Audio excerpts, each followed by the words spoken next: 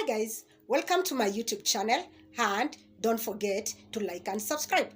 Today our topic is real estate, and in real estate we are going to talk about a very important person who sometimes people forget about.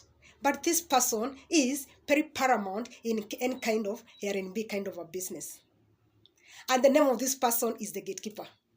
I know some of you might be asking me, how does a gatekeeper come in between R&B kind of a business? Why is he so important? Why is he important? And yet this is just a person who opens the gate. Let me tell you the reason as to why the gatekeeper is a very important person in any kind of R&B.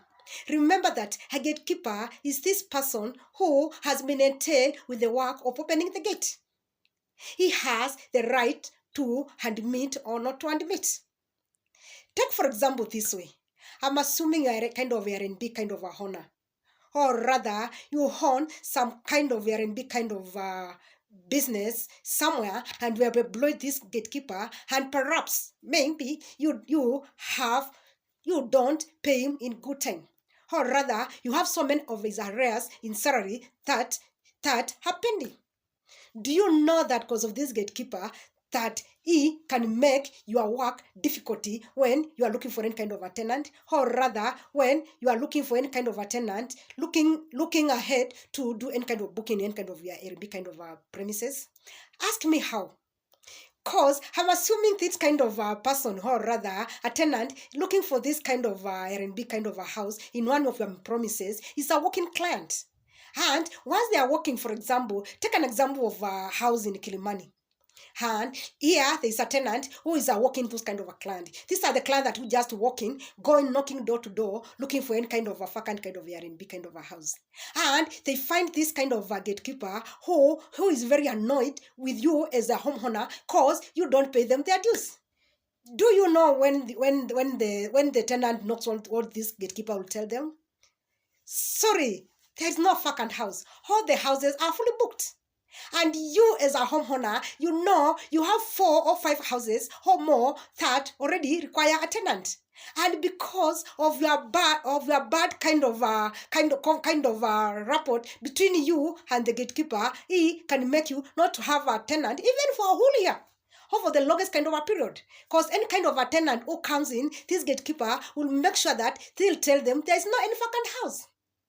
And by the time the tenant calls you and maybe asks you about the house, we had informed them that is vacant, they'll tell you that the house is already there. But the gatekeeper goes ahead and confronts everything and makes it difficult for you to have access in this kind of a house.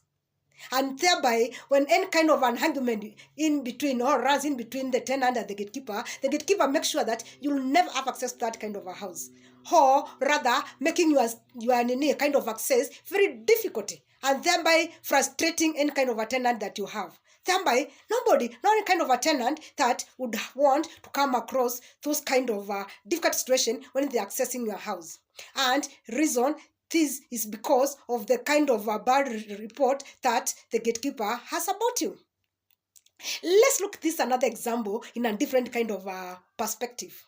I'm assuming you are that kind of a homeowner. You have so many houses, or rather, you are running that kind of R&B kind of a business. And maybe, for example, you don't even stay nearby. Maybe you are in diaspora. And you have entrusted the gatekeeper to make sure that the premises, or rather, everything within your premises runs smoothly.